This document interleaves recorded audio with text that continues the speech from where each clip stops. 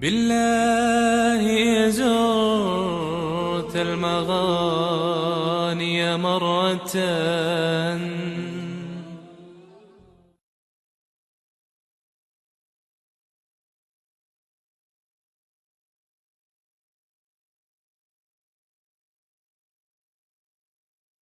Assalamu alaikum everyone, and welcome back to iJihad. In the last episode, we confronted a popular Dutch YouTuber by the name of Gryffix regarding her belief that Islamic fundamentalism supports, justifies, and in many cases directly leads to the violent imposition of Islamic values onto others, otherwise known as radicalization. Her views have also been vigorously supported by a popular German YouTuber by the name of Kraut and Tea, who has sponsored some of her videos on his own channel. That said, prior to watching this episode, it would be wise for my viewers to watch the previous episode, which can be found in the iJihad playlist. However, if you've already done so, here's a quick summary of what's transpired so far. Firstly, we found that Gryffix had misused an academic study, fabricating its claims to support her own conclusion, despite the author explicitly stating that his work should not be used for this purpose. Secondly, we found that Gryffix was utilizing an FBI report from 2006 as evidence of there being a set criteria for what constitutes as radicalization, despite the fact that the FBI has since rejected their own research since 2014. And finally, we found Gryffix selectively quoting statistics, despite those same studies providing additional data that ran contrary to her conclusions. And these were just some of the problems. Other minor discrepancies were also found throughout her work. In addition to this, shortly after the first episode, our detractors responded in a rather interesting fashion. The first one stated that she had no time to address the criticism being put forth, and even laughed about being challenged. I suppose this means she won't be retracting her erroneous views anytime soon. As for the other one, he responded by proclaiming that he would address my objections, without actually attempting to understand what those objections were. He then later had a change of heart and banned me for apparently being unworthy of his attention. I also made one very important decision, which is to never, ever, under any circumstances, ban people from whatever platform I have merely because I disagree with them. Needless to say, their initial reactions do not provide any reassurance of intellectual integrity. Despite this, however, let us proceed to examine current research on the subject of Islamic fundamentalism and radicalization. This will allow for the elucidation of a proper understanding of the subject, while revealing an inconvenient truth that many people are going to have to face before solving this problem. So, let's begin. Starting with a study conducted in 2015 titled A Decade Lost, Rethinking Radicalization and Extremism, authored by Professor Arun Kudnani, it was found that much of the popular sentiment on radicalization and terrorism has little to no empirical evidence. And I quote, "In the official narrative, the political context and the internal decision-making within an insurgent social movement are largely irrelevant in explaining why terrorist violence occurs. Instead, the official narrative implies that once an individual has adopted an extremist religious ideology, terrorism will result, irrespective of the political context or any calculation on the part of an organization or social movement. In conclusion, the factors which lead someone to commit acts of terrorism are complex and cannot be reduced to holding a set of values deemed to be radical. There is little evidence to support the view that there is a single cause to terrorism." I encourage everyone to read that study in full. However, if you're one of those people who's just looking at Arun Kudnani's name and thinks, well, he sounds foreign, so he must be a biased Muslim, then I'm afraid you're mistaken. Professor Kudnani is an ex-Hindu turned atheist. That said, even if he were a Muslim, it wouldn't really matter. To declare someone's arguments or research invalid because they appear to be biased is a fallacious form of reasoning. In philosophy, we call this a vested interest fallacy. And why is this a problem? Because if bias was all that was needed to prove an argument wrong, then literally not a single person that has ever existed would have a valid thought in their head. But I digress. This sentiment is also mentioned in the previously referenced 2014 FBI report from the last episode. Adding to the conclusion is yet another prominent researcher on terrorism, Mark Sageman, a former CIA operative, a forensic psychiatrist, and senior fellow at the Foreign Policy Research Institute. Sageman used to promote the theory that religious ideology leads to violence, but he has since recanted this view, stating, "The notion that there is any serious process called radicalization or indoctrination is really a mistake. Government should stop being brainwashed by this notion of radicalization. There is no such thing." Another study called Radicalization Processes Leading to Acts of Terrorism, published in 2008 by the European Commission's Expert Group on Violent Radicalization, states the following. Clearly, the espousal of a particular ideology does not guarantee that a radicalization process will ensue. Many other elements and their interplay must be present for the individual to progress through the personal and social transit that radicalization into violence entails. Moreover, individuals in need of an ideological framework very often develop an instrumentalized, cut-and-paste interpretation of a given ideology in order to justify their recourse to violence. Another researcher, John Horgan, director at the International Center for the Study of Terrorism at Pennsylvania State University, supports this conclusion when he states that the idea that radicalization causes terrorism is perhaps the greatest myth alive today in terrorism research. First, the overwhelming majority of people who hold radical beliefs do not engage in violence. And second, there is increasing evidence that people who engage in terrorism don't necessarily hold radical beliefs. Moving on, a study called What's So Religious About Religious Terrorism, published in 2011, showcases that there are little to no differences between secular terrorism and religious terrorism, both operationally and in terms of goals.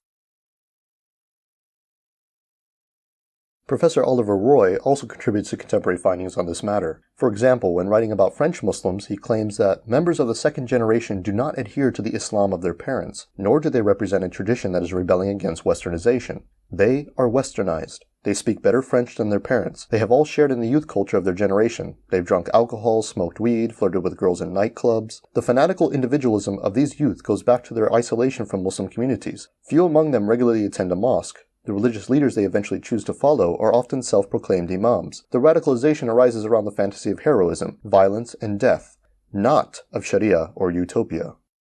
Another study called Salafi Violence and Sufi Tolerance shows that theological orientation plays absolutely zero role in determining whether a group or individual participates in terrorism, showcasing that religion plays little to no motivating role in extremist behaviors.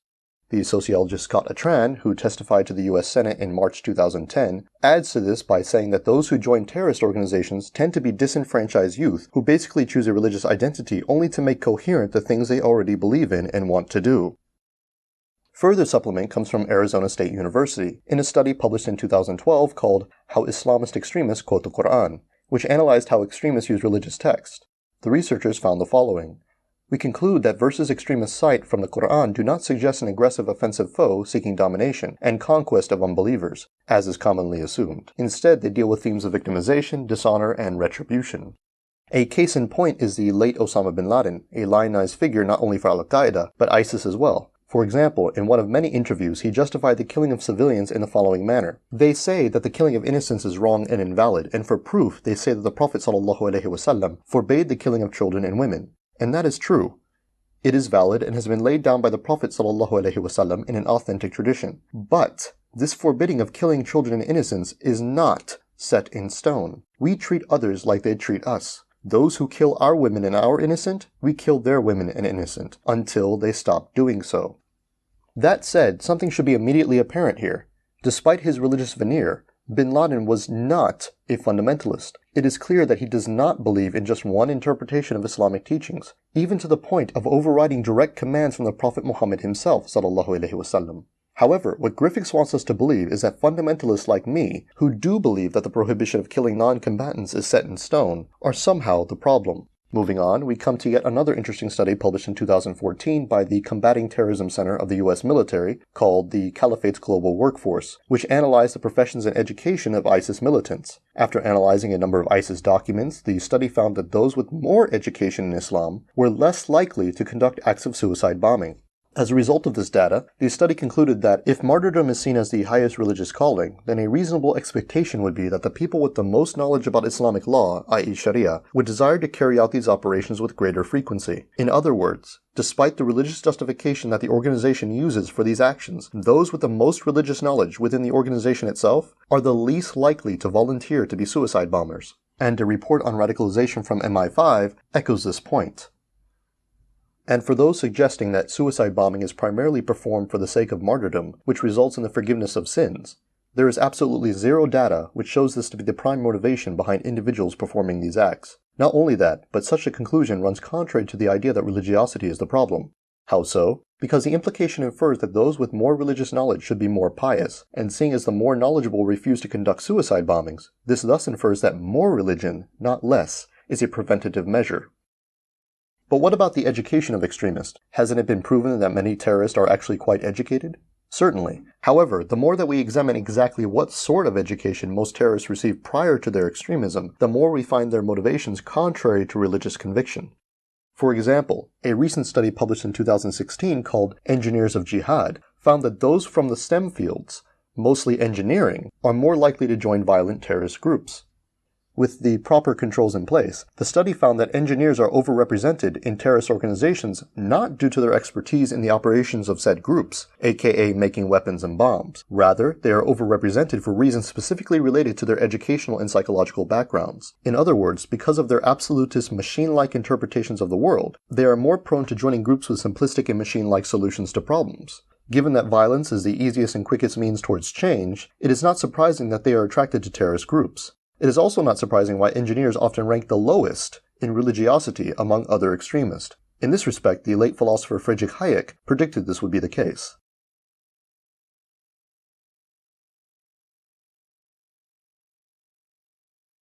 At this point, I gather that the responses from people like Gryffix will be to put on their tinfoil hats and start shouting about how all of the aforementioned research is just the product of a regressive liberal conspiracy to protect Islam from criticism. But this notion is pathologically absurd. I mean, even without all of these studies, if you just examine Gryffix and Kraut and Tea's logic, you cannot possibly think their position rational. According to both of them, a Muslim who has lived most of their life following secular liberal values, who doesn't pray or attend mosque, who drinks, does drugs, fornicates, actively engages in criminal activity, has little to no knowledge about Islam, only then to suddenly put on a veneer of religiosity so as to justify their violent behavior, this person is considered a representative of devout Islamic fundamentalism. For example, the murderer of Theo van Gogh, Mohammed Bouyeri. Whereas, on the other hand, Muslims who do pray and frequent mosque, don't drink, don't do drugs, don't fornicate, don't engage in criminal activity, are knowledgeable about their religion, and don't engage in violent behavior, people who actually follow the fundamentals of Islam, these people are considered religiously lax moderates who don't take their beliefs seriously. Right. And I suppose that the Democratic People's Republic of Korea is a shining exemplar of liberal democracy in action. I mean, if we were to visualize what the evidence shows on this matter versus what Gryffix and Kraut and Tea think the evidence shows, it might look something like this. What the evidence shows, what Gryffix and Kraut and Tea think the evidence shows. What the evidence shows, what Gryffix and Kraut and Tea think the evidence shows. What the evidence shows, what Gryffix and Kraut and Tea think the evidence shows. Which brings me to my next point. What is actually motivating Muslims towards violence and the desire to impose their values onto others? Well, I can safely say that if we really want to discuss whose values are in conformity with indiscriminate violence and the imposition of one's way of life onto others, the evidence does not bode well for Western culture. For instance, let's look at some more statistics and studies, starting with a Gallup poll released in 2011 called "Most Muslim Americans See No Justification for Violence." Here, you find the percentage of American Muslims who believe that military attacks on civilians is never justified, as well as the percentage of Muslims who think that it is sometimes justified. Now, I find it abhorrent that 21% of Muslims in America think that it is sometimes justified to attack civilians. However, what I find even more abhorrent is the fact that non-religious, atheists, and agnostics are more than twice as likely to think the same thing. I mean, look at that. 43% of people without a religious affiliation think it's sometimes justified to kill civilians in war. And I'm pretty sure that these people aren't Islamic fundamentalists to any degree. And I can already foresee the objections to this poll loudly pronounced from the rooftops, that meaningless platitude that never seems to die. Well, you don't see atheists attaching bombs to themselves and blowing themselves up in a crowded market. Yes, of course you don't see atheists, Christians, and Jews doing indiscriminate suicide bombings, but it's not because of superior moral virtue. Rather, it's because they don't have to. You see, the only difference between Muslim extremists and many secular liberals is that while the former deliver their bombs personally, the latter has the convenience of a conventional military to deliver bombs on their behalf. That convenience is most evident in the fact that so many Westerners, in their morbid curiosity, take pleasure in watching those bombs dropped on innocent people live from the comfort of their own homes like it were some sporting event. Listen to this, Jamie. These are shots being fired now in Baghdad. I want our viewers to listen in.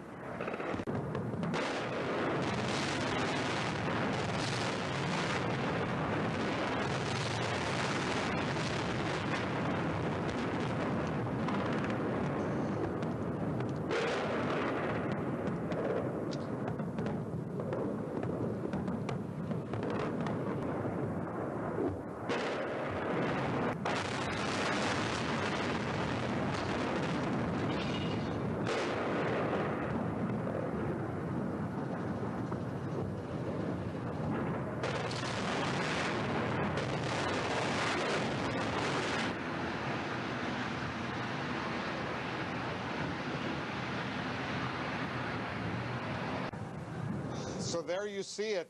You just saw it. You just heard it. Approximately 5 to 8 minutes of an intense airstrike against targets in Baghdad. Remember, this is a city of 5 million people. We can only imagine what terrifying state most of those people are presumably in right now as they see this huge, huge round of airstrikes going after selected targets.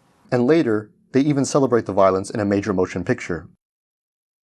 But this is America, not the rest of the Western world, you may say. And you're right. Despite the United States controlling global politics and economy, we cannot generalize all secular liberal countries on the basis of one example.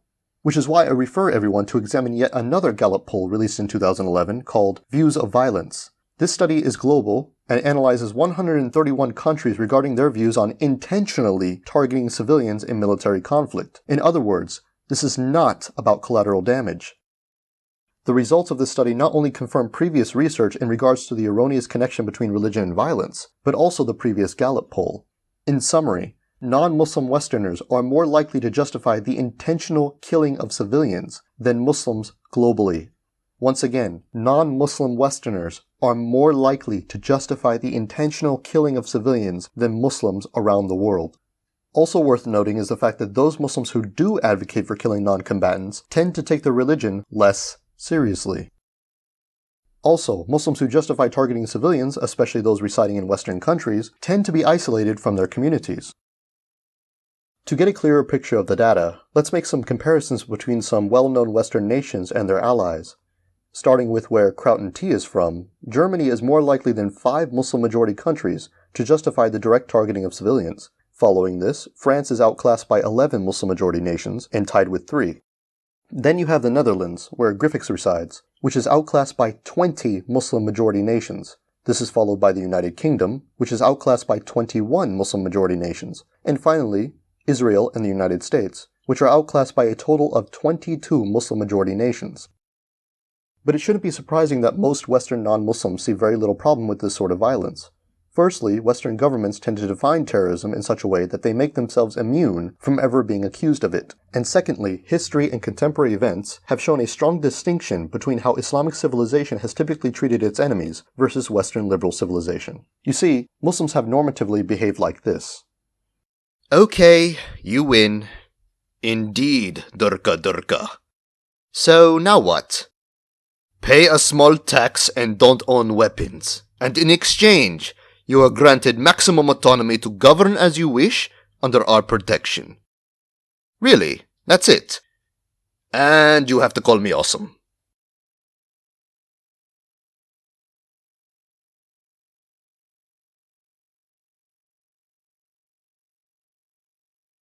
You're awesome.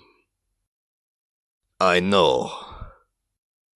Whereas secular liberals have normatively behaved like this. Surrender your land, your resources, your women, your culture, your religion, your values, your language, and everything else you hold dear, and become exactly like us. For liberty! Sir, wouldn't it just be easier to kill most of them and enslave the rest?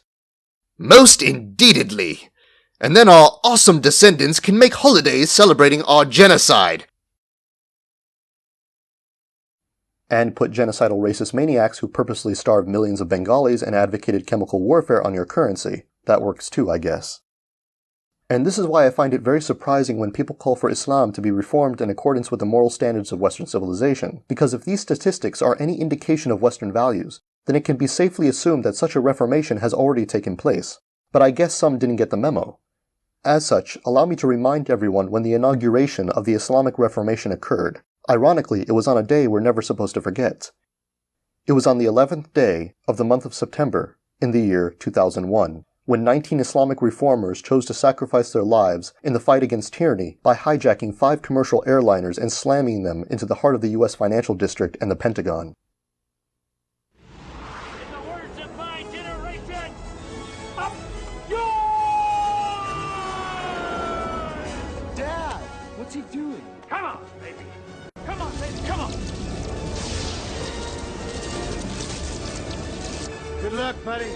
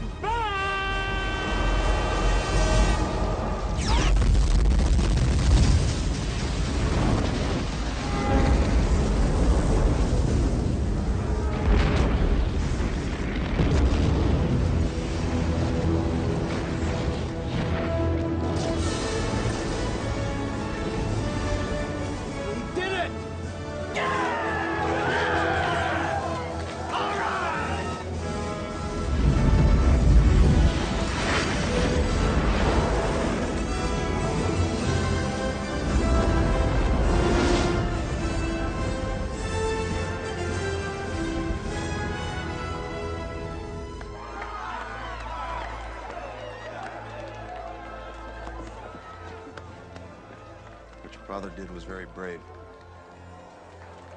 You should be proud of him. I am. And the 3,000 innocents killed as a result?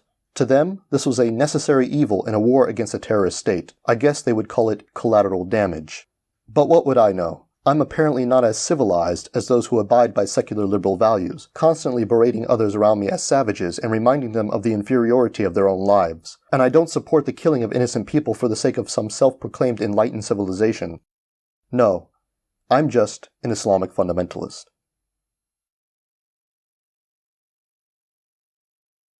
If you like this video, please subscribe and share it. You may also follow the Andalusian Project on Facebook, Twitter, or WordPress. More importantly though, we would like to encourage everyone watching this video to donate to Yaqeen Institute for Islamic Research. This organization is an up-and-coming independent research institution which seeks to provide an academic approach towards issues concerning Islam and the Muslim community. If you choose to donate, your money will go towards their work in the re-establishment of Islamic intellectualism the world over. However, if you choose not to donate, we only ask that you find it in your heart to give to another charity which you consider more worthy of your income. Thank you, and may Allah bless those who give and those who are in need.